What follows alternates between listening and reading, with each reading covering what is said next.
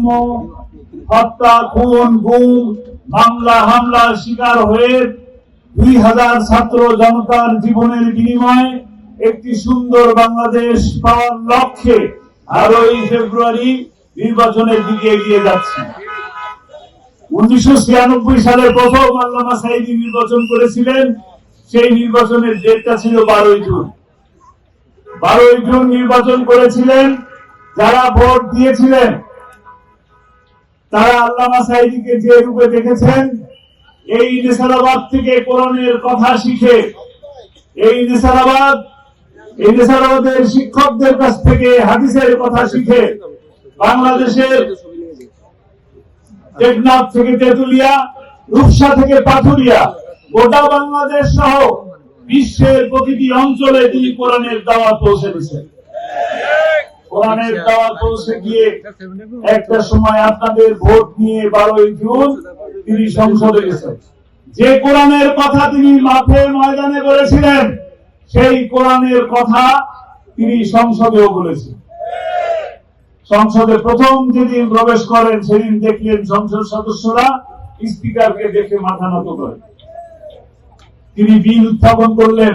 এখনো পর্যন্ত সেই বিল পাস হওয়া আছে। সংসদে ঢুকলে সালাম দিয়ে ঢুকবেন, সালাম দিয়ে বের হবেন। আমরা আল্লামা সাঈদীর মতন একটি সুন্দর, তিনি যে সুন্দর বাংলাদেশ করতে চেয়েছিলেন, সেই সুন্দর বাংলাদেশ আমরা করতে চাই। ইসলামের পক্ষে, আল্লাহর পক্ষে, হাদিসের পক্ষে একটি দেশ করতে চাই। দুর্নীতি মুক্ত, চাঁদাবাজ মুক্ত, ফ্যাসিবাদ মুক্ত, স্বৈরাচার মুক্ত একটি বাংলাদেশ করতে চাই। আমরা মুসলমানদেরকে নিয়ে বাংলাদেশ করতে চাই। আমরা হিন্দু ভাইদেরকে নিয়ে বাংলাদেশ করতে চাই। আমরা আপনাদের সামনে দাঁড়িয়েছি। 13 বছর আল্লামা সাঈদী নির্যাতনের শিকার ছিলেন। 13 বছর বন্দী ছিলেন। ফাঁসির রায় দিয়েছিলেন। ফাঁসির রায় কার্যকর করতে পারেন নাই বলে 13ই আগস্ট 2023 সালে তাকে হাসপাতালে চিকিৎসার নামে নিয়ে এসে, পৃথিবীর নিকৃষ্টতম মিথ্যা মামলার বোঝা তার মাথার উপরে নিয়ে এসে তাকে হাসি মুখে নিয়ে আসার পরে হাসপাতালে তাকে হত্যা করা হলো। তাকে দেখলেন যে তিনি হাসি মুখে সালাম দিলেন, মনে আছে কিনা? সবাইকে বললেন আলহামদুলিল্লাহ, আল্লাহ আমাকে অনেক ভালো রেখেছেন, মনে আছে কিনা? তিনি কি সুস্থ ছিলেন না অসুস্থ ছিলেন?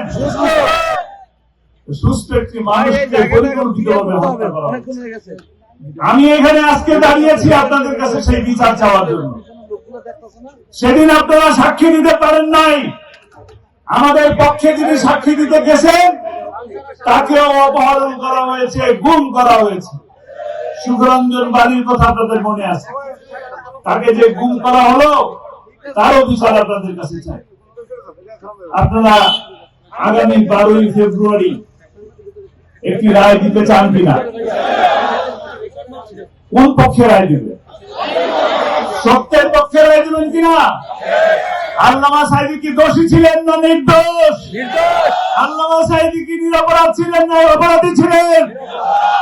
আমি তার সন্তান হিসাবে আপনাদের কাছে বলতে চাই, একজন নিরপরাধ মানুষ শুধুমাত্র কোরআনের দাওয়াত দেওয়ার অপরাধে তাকে 13টা বছর বন্দী করে রাখা হলো।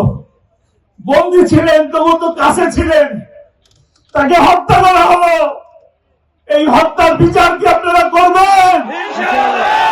করবেন?